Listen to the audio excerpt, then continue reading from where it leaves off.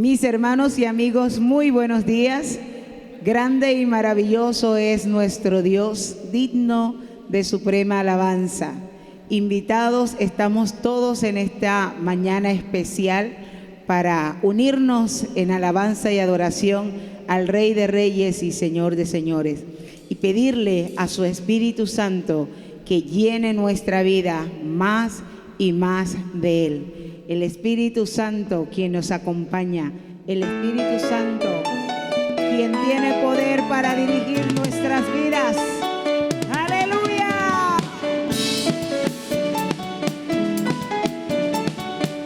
Gócese en el nombre de Jesús. Espíritu Santo, ven y satura mi ser. Ven que yo quiero tener en todo mi ser la unción que cambia todo. Oh, Espíritu Santo, ven y satura mi ser. Ven que yo quiero tener en todo mi ser la unción que cambia todo. Oh, rompe los cielos, rompe los cielos, rompe los cielos, rompe los cielos y lléname, lléname, y lléname, lléname, Espíritu Santo. Aleluya, aleluya, y aleluya, aleluya.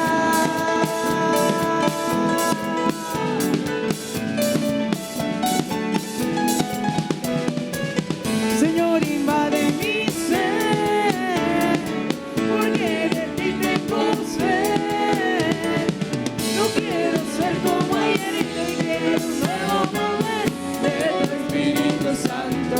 Oh, Señor, invade mi ser, porque de ti tengo sed. No quiero ser como ayer y quiero un nuevo mover de tu Espíritu Santo. Oh, rompe los cielos, rompe los cielos, rompe los cielos, rompe los cielos y lléname, lléname, Espíritu Santo, lléname, lléname, Espíritu Santo. Aleluya, aleluya, y aleluya, aleluya. Nos gozamos en tu presencia, Padre. Hay gozo en medio de la alabanza de su pueblo. Señor, invade mi ser, porque de ti tengo sed. No quiero ser como ayer, hoy quiero un nuevo mover de tu Espíritu Santo. Oh, rompe los cielos, rompe los cielos, rompe los cielos, rompe los cielos y lléname, lléname, Espíritu Santo, lléname, lléname, Espíritu Santo, lléname, lléname, Espíritu Santo, lléname, lléname, Espíritu Santo. Aleluya, aleluya, y aleluya, aleluya, aleluya, aleluya, y aleluya, aleluya. Rompe los cielos y su gloria desciende en medio de la alabanza de su pueblo. Que el Señor les bendiga en esta mañana.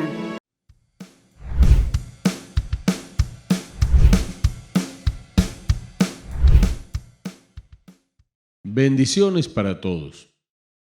El Evangelio de Mateo capítulo 4, versículo 12 en adelante nos dice de la siguiente manera. Cuando Jesús oyó que Juan estaba preso, volvió a Galilea, y dejando a Nazaret vino y habitó en Capernaum, ciudad marítima en la región de Zabulón y de Neftalí, para que se cumpliese lo dicho por el profeta Isaías cuando dijo: tierra de Zabulón y tierra de Neftalí, camino del mar, al otro lado del Jordán, Galilea de los gentiles. El pueblo asentado en tinieblas vio gran luz, y a los asentados en región de sombra de muerte, luz les resplandeció. Desde entonces comenzó Jesús a predicar y a decir: arrepentíos, porque el reino de los cielos se ha acercado. Andando Jesús junto al mar de Galilea, vio a dos hermanos, Simón, llamado Pedro, y a Andrés su hermano, que echaban la red en el mar porque eran pescadores. Y les dijo: venid en pos de mí, y os haré pescadores de hombres. Ellos entonces, dejando al instante las redes, le siguieron. Pasando de allí, vio a otros dos hermanos, Jacobo, hijo de Zebedeo, y Juan su hermano, en la barca con Zebedeo su padre, que remendaban sus redes, y los llamó.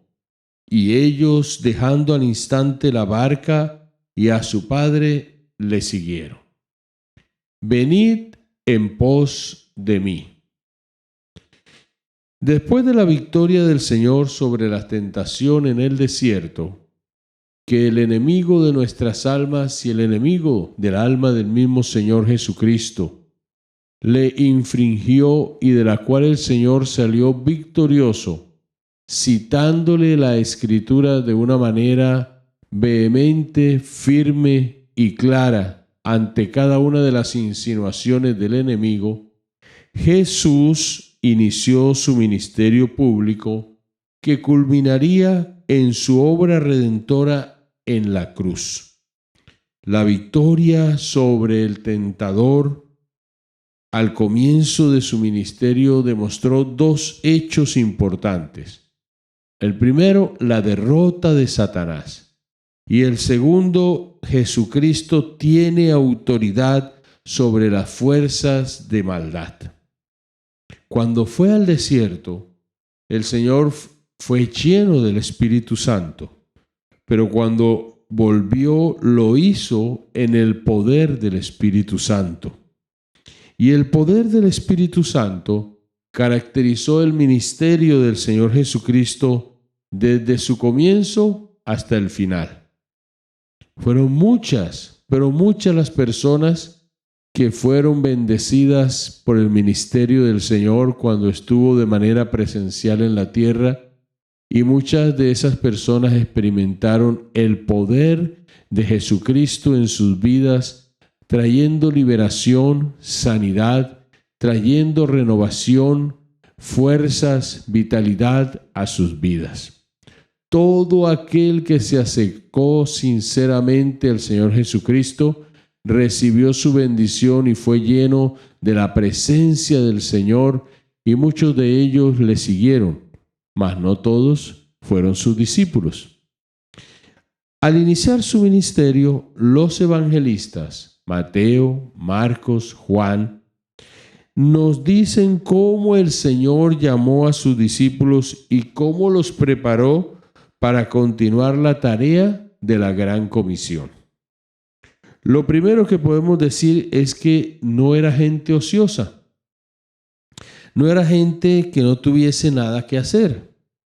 Algunos de ellos tenían como oficio la pesca. Eran personas sencillas, acostumbradas al trabajo exigente y fuerte. Otros eran cobradores de impuestos, como lo fue Mateo. Había gente de diferentes profesiones. Estaban dedicados a los quehaceres propios de su labor, y algunos de ellos seguramente eran el sostén de sus familias.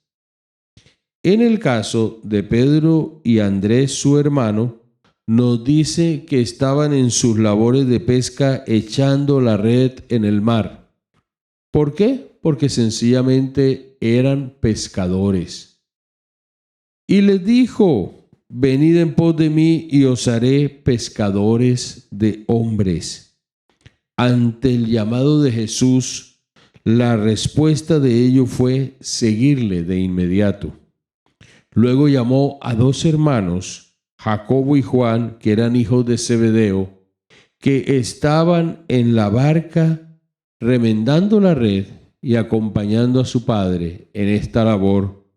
Y ellos, al escuchar la invitación de Jesús, al escuchar la voz del Maestro llamándoles y diciéndoles: venid en pos de mí, le siguieron de manera inmediata. 3 asuntos a considerar en este día.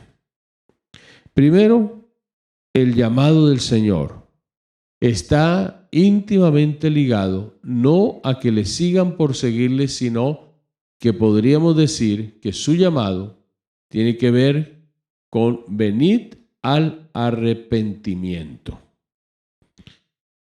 Jesús ha escuchado que Juan el Bautista está preso.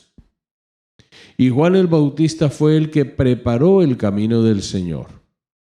El que preparó las cosas para que Jesús viniese y para que cuando el Señor apareciese en escena un poco antes de él estar preso, Juan el Bautista, ya la gente supiera que él era el Cordero de Dios que quitaba el pecado del mundo. Y ahora Jesús decide alejarse de Judea y Galilea y cambia a la región de Capernaum. Cuando él va a esa región, tiene un fin muy interesante, porque Jesús, para llevar las buenas nuevas, mis hermanos, tiene sus estrategias que le ayudaron a que la palabra corriera más rápidamente y llegara a mucha más gente. Como tú y yo, cuando predicamos, debemos también pedirle al Señor que nos dé estrategias. Esas estrategias que nos van a permitir llevar el Evangelio y ser mucho más eficientes, mucho más eficaces y tener muchos más resultados para la honra y la gloria del Señor. Porque el Evangelio es el mensaje de cambio a la vida de cada persona. El pueblo, aunque Juan el Bautista estaba ahora preso y estaba llegando a su tiempo final, el pueblo debería seguir escuchando el mensaje de salvación. La obra del Señor no la puede frenar nadie. El Evangelio de nuestro Señor Jesucristo no lo detiene nadie. La palabra de Dios siempre irá y hará la obra para la cual ha sido enviada. Aunque a nosotros nos parezca difícil, aunque tú y yo escuchemos de hombres de Dios que durante mucho tiempo han estado predicando la palabra y por algún motivo ahora no lo hacen, ya sea porque el Señor los llamó a su presencia o porque la salud de aquellos hombres no se lo permite, sin embargo, esta palabra no se detiene porque esta palabra sale de la boca de Dios a través de los hombres que solo somos instrumentos escogidos por Él para llevar las buenas nuevas de salvación. Ahora Jesús es la persona que toma lo que inició Juan para seguir hablando de esa obra. Y al mudarse Jesús hacia Capernaum, abrió el cumplimiento profético de Isaías. Mateo lo cita diciendo que es el tiempo donde la tierra de Zabulón y tierra de Neftalí, camino al mar y al otro lado del Jordán, Galilea de los gentiles, el pueblo asentado en tinieblas vio gran luz, y a los asentados en región de sombra de muerte, luz les resplandeció. No era exageración decir que la región de Galilea era un pueblo que andaba en tinieblas y que moraban en sombra de muerte. Como muchos pueblos hoy en día, como muchas ciudades, municipios, corregimientos, veredas, están en sombra de muerte, en tinieblas, porque no ha resplandecido el mensaje de salvación en la vida de muchos de ellos. Porque aunque muchas veces escuchan el mensaje, han cerrado sus oídos y sus corazones viven entenebrecidos, sus mentes, sus pensamientos viven perturbados por las obras de las tinieblas, porque el Evangelio es poder de Dios para salvación, porque el Evangelio trae luz a nuestro entendimiento que anda en tinieblas cuando no conocemos al Señor. El mismo Jesucristo en muchas ocasiones nos habla que Él es la luz del mundo, y así se presentó de manera específica y lo registró el evangelista Juan, y en otras partes la gente sabía que cuando el Señor llegaba, las cosas eran diferentes.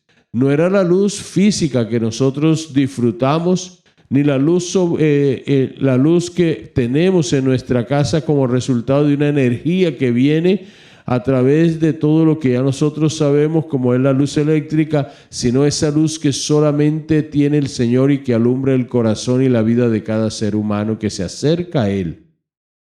Andar en tinieblas debe ser terrible.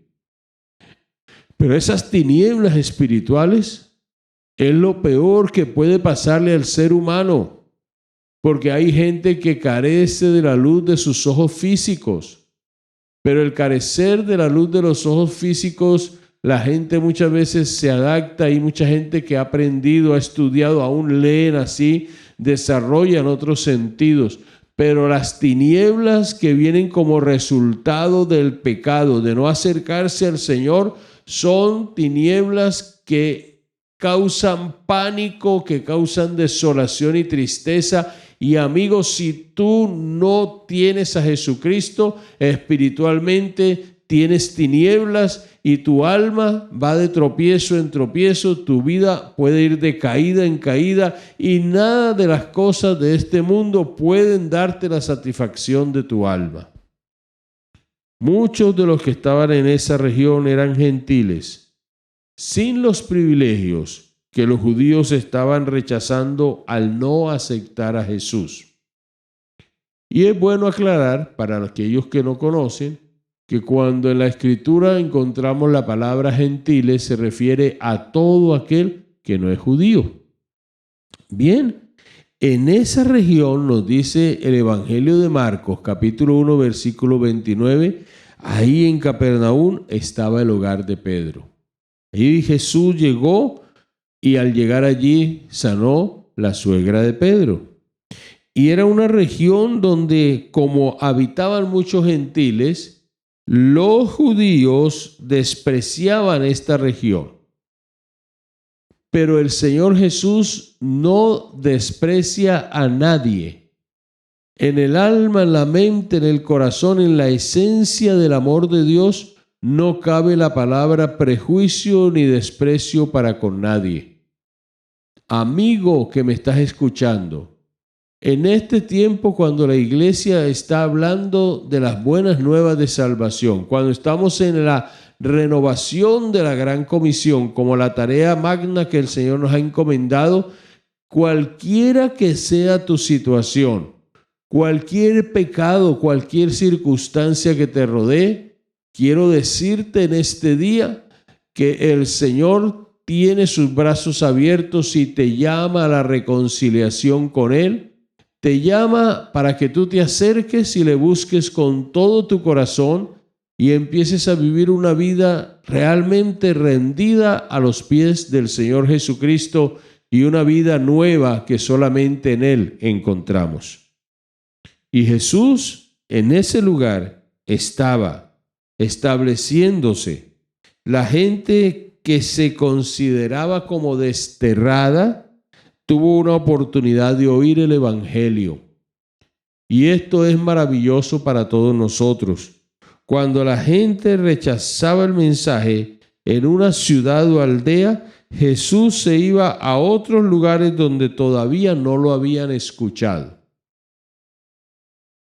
El Evangelio es poder de Dios para salvación. Y todo aquel que busca del Señor, todo aquel que se acerca a Él, todo aquel que recibe a Jesucristo pasa de muerte a vida, porque así lo enseña la palabra. Porque cuando nosotros nacimos, vinimos a este mundo, heredamos el pecado original, que fue el resultado de la desobediencia de Adán y Eva hace miles de años atrás. El hombre, en su naturaleza humana, está inclinado siempre hacia el mal. Y el único que puede cambiarnos a nosotros, el único que puede hacer una obra diferente en nuestras vidas es el Señor Jesucristo. Y por eso al acercarnos a Él, nuestra vida es totalmente transformada, totalmente cambiada por su presencia, su poder. Nuestro espíritu que está muerto es trabajado, es ministrado por el Espíritu Santo de Dios y nos da vida espiritual, tocando asimismo nuestra alma, donde reposa nuestra voluntad, las emociones, el intelecto, y toca nuestro cuerpo también, y entonces empezamos a ser nuevas criaturas y se cumple la Escritura que el que está en él es eso, una nueva persona en su totalidad, porque Dios no cambia por partes, Dios cambia al ser humano, Dios no mejora al ser humano, Dios le da la oportunidad de ser una nueva criatura por el poder de Dios. Jesús ahora asume el papel de predicador, porque casi siempre lo encontramos enseñando en las sinagogas. De hecho, en todos los evangelios, sumando cada uno de ellos en las veces que Jesús aparece enseñando, hay alrededor de 45 menciones del ministerio de Jesús como maestro. Pero Jesús también fue predicador. Y el Nuevo Testamento hace un gran énfasis a la importancia de la predicación. Y la predicación en el contexto bíblico tiene que ver con proclamar, con hablar, con dar las buenas nuevas de salvación a la gente. Juan el Bautista, Mateo capítulo 3, versículo 1 nos dice que predicó, el mensaje de él era el arrepentimiento y le decía a la gente que llegaba allí al Jordán, arrepentíos. Y a muchos de ellos les dijo, generación de víboras, ¿quién les enseñó a ustedes a huir de la ira venidera?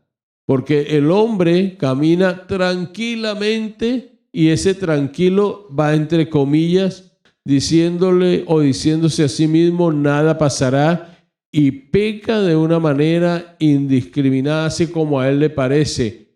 Pero cuando uno es confrontado por la palabra del Señor, Él nos invita a nosotros al arrepentimiento.